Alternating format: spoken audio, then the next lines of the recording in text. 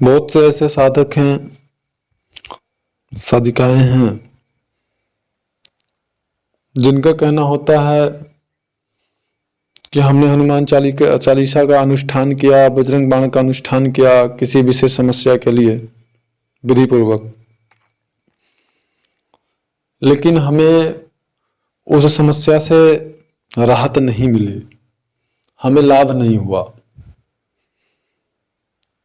और जिसके परिणाम स्वरूप बजरंग बाण या हनुमान चालीसा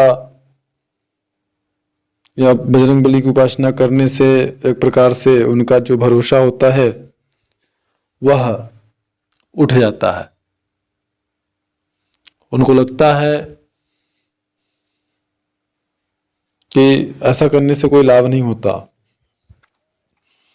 जबकि वास्तविकता यही है कि इस कलयुग में चालीसा स्तोत्र तो दूर की बात है, सिर्फ ईश्वर का नाम लेने से ही कल्याण होता है। और अगर केवल ईश्वर का नाम लेने से ही कल्याण होता है तो यदि आप अनुष्ठान करते हैं विधि विधान से, शास्त्रगत पद्धति से, तो आपको लाभ नहीं होगा, ये कैसे हो सकता है? आपने सुना होगा साधना में ऐसा भी होता है, किसी किसी साधना में किसी को बड़े जल्दी अनुभव आने लगते हैं, अनुभूति होती है, अनुभव आने लगते हैं, अच्छे अच्छे अनुभव आने लगते हैं, और किसी किसी को बहुत समय बीत जाने के बाद भी न तो अनुभूति होती है और न अनुभव आते हैं।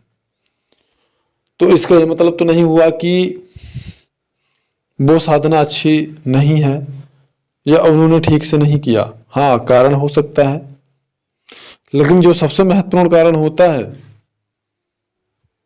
वह किसी स्तोत्र का, किसी चालीसा का शक्तिशाली न होना कारण नहीं होता है, बल्कि कारण हमारा होता है आस्था, श्रद्धा और हमारा विश्वास, और हम कितना जानते हैं, यह भी महत्वपूर्ण है। अगर कोई आदिवासी है जिसको कोई जानकारी नहीं है, वो पढ़ा लिखा नहीं है, और उससे अगर आप बैठ करके स्मार्टफोन के बारे में बात करेंगे तो वो कभी भी आपकी बातों पर विश्वास नहीं कर सकता है। तो क्या उसके विश्वास न करने से स्मार्टफोन होने के वजूद पर कोई प्रश्न चिन्ह लग सकता है? बिल्कुल नहीं, क्योंकि जो है वो है, आप नहीं जानते हैं तो आपके हिसाब से वो नहीं है। ठीक इसी प्रकार से कोई भी साधना, कोई भी उपासना, कोई भी चालीसा, कोई भी स्तोत्र, कोई भी कवच, कोई भी पाठ हम करते हैं तो हमें निश्चित रूप से उसका लाभ होता है। हमारे जो कर्म होते हैं उन कर्मों के अनुसार हमें उसका लाभ मिले या न मिले, ये अलग बात है। देर में भी मिल सकता है, या जितना लाभ होना चाहिए उतना न भी मिले, ऐसा भी हो सकता है, लेकिन उससे हमारे बुरे कर्मों का नाश जरूर होता है। यही अटल सत्य है। जैसे किसी ने कहा, एक विशेष साधक की मैं बात करूं तो उन्होंने एक विशेष प्रकार के कवच का 10,000 पाठ किया। उनके ऊपर एक ब्रह्म पिशाच की बाधा थी और उनके पीछे लोग लगे हुए थे,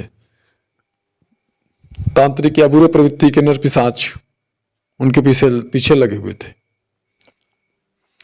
तो उन्होंने 10,000 उस कवच का पाठ किया, उन्हें फिर भी लाभ नहीं मिला।